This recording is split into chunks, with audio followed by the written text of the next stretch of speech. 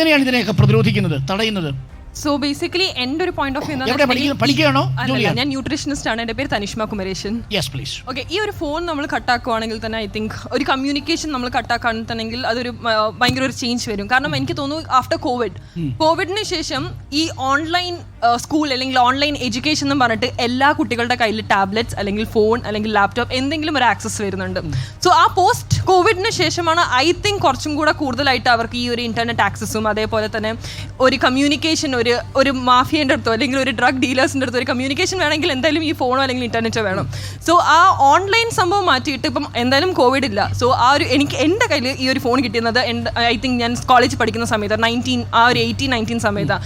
അതുവരെ എൻ്റെ വീട്ടിൽ എനിക്ക് ഫോൺ ആക്സസ് ഉണ്ടായിരുന്നില്ല. ലൈക്ക് എനിക്ക് ഒരു 1 രൂപ കോയിൻ ഉണ്ടാവും എൻ്റെ അച്ഛനെ വിളിക്കാൻ ഏതെങ്കിലും ഫോൺ ബൂത്തുനിന്ന്, അല്ലാണ്ട് വേറെ ഒരു ആക്സസ് ഉണ്ടായിരുന്നില്ല. പക്ഷേ ഇപ്പം ഒരു കുട്ടിക്ക് ഫോൺ ഐ തിങ്ക് 2 വയസ്സുള്ള കുട്ടികൾ തന്നെ റീൽസ് എടുക്കാനും അല്ലെങ്കിൽ അത് അവർ പ്രൊമോട്ട് ചെയ്യുന്ന പാരന്റ്സിനെയാണ് നമ്മൾ കണ്ടുകൊണ്ടിരിക്കുന്നത്. അപ്പം ഈ ഫോൺ കട്ട് ചെയ്താൽ തന്നെ ഒരു പരിധി വരെ ടെംപ്റ്റേഷൻ നിർത്താൻ പറ്റും. എന്തോ പറയാനുണ്ട്, പറഞ്ഞോ. കർക്കശക്കാരനായ അച്ഛനാണോ? അല്ല, അയഞ്ഞ അച്ഛനാണോ? ഞാൻ ഒരു കാര്യം പറയാന്ന് വെച്ചാൽ ചേർത്ത് പിടിച്ചോ. ഞാൻ ആലോചിച്ചോട്ടെ, രണ്ടടിക്കുന്ന കൂട്ടത്തിലാണോ? ആണോ? രണ്ടടിക്കുന്ന കൂട്ടത്തിലാണോ? കാര്യം നാട്ടുകാർ നാളെ സ്ക്രീൻഷോട്ട് എടുത്തിടും.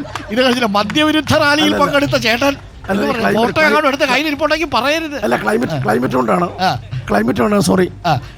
ഞാൻ ഒരു കാര്യം ചോദിച്ചോട്ടെ സംസാരിക്കുന്ന മുമ്പ്. എന്റെ പ്രൊഫഷൻ വെച്ചാൽ former chief physiotherapy government medical college. അതിലേക്ക് വരുന്നതിന് മുമ്പ് കാര്യം ചോദിച്ചോട്ടെ. ഇത് ഓവർ ദ സബ്ജക്റ്റ് ആണ്. അല്ലല്ല, ഡോക്ടർ അരുൺ പിന്നെ പ്രോഗ്രാം ഞാൻ എല്ലാം കാണാറുണ്ട്. ഈ പിന്നെ നമ്മുടെ വയനാടത്തെ പ്രോഗ്രാം റിപ്പോർട്ട് ചെയ്യുമ്പം പലപ്പോഴും ഡോക്ടർ അരുൺ കരഞ്ഞു കണ്ടിട്ടുണ്ട്. എന്താ അതിന്റെ കാര്യം പറയാൻ പറ്റും? മനുഷ്യരല്ലേ, ഇന്നിപ്പോ കരയേണ്ടി വന്ന ഒരു സന്ദർഭം കൂടി ഇന്നുണ്ടായി. അതും കൂടി ഞാൻ പറയാം.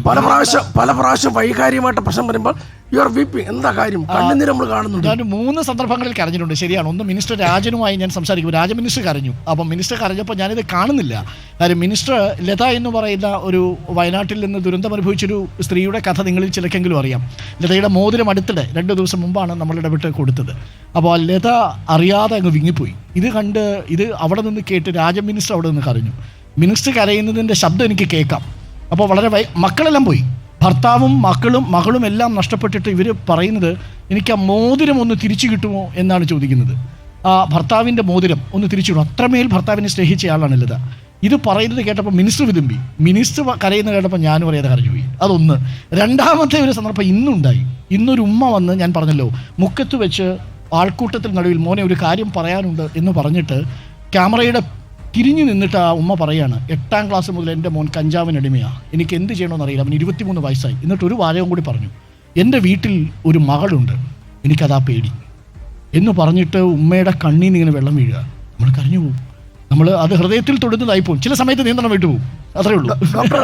ഡോക്ടർ അരുണിന്റെ ആ സംസാരം കേൾക്കുമ്പോൾ എല്ലാവരും അതിൽ കോൺസെൻട്രേറ്റ് ചെയ്യാറുണ്ട്. എനിക്കറിയാവുന്ന ഒരുപാട് സുഹൃത്തുക്കളുണ്ട്, പറഞ്ഞിട്ടുണ്ട്. അത് റിപ്പോർട്ടർ ചാനലില് ഡോക്ടർ അരുൺ എപ്പോ സംസാരിക്കുന്നു, കോഫി വിത്ത് അരുൺ കാണാത്ത ആൾക്കാരില്ല. കൺഗ്രാജുലേഷൻസ്. ഒരു കാര്യം കൂടെ പറയട്ടെ. ഇവിടെ പിന്നെ സ്പോർട്സിന്റെ കാര്യം പറഞ്ഞു. സ്പോർട്സിലേക്ക് പോയി കഴിഞ്ഞാൽ നമുക്കൊരു സമയം കിട്ടും, വളരെ നല്ല കാര്യം. പക്ഷേ സ്പോർട്സിന്റെ ഫൈനൽ എത്തുമ്പം അവര് കോമ്പറ്റീഷനിലേക്ക് പോകുമ്പം തോറ്റ പ്രശ്നം വരാറുണ്ട്. അവർ ചിലപ്പോൾ പറയണം. അവിടെ ഞാൻ പറഞ്ഞാൽ എക്സസൈസിൽ കൂടുതൽ കോൺസെൻട്രേറ്റ് ചെയ്യാം. അവരൊരു കോമ്പറ്റീഷനിൽ കൊണ്ടുപോകാൻ പാടില്ല. ഞാൻ എപ്പോഴും എക്സസൈസിലാണ് കോൺസെൻട്രേറ്റ് ചെയ്യണം. എല്ലാവരും എക്സസൈസ് ചെയ്യണം. അതിന് സമയം കിട്ടണം. Thank you so much. Thank you.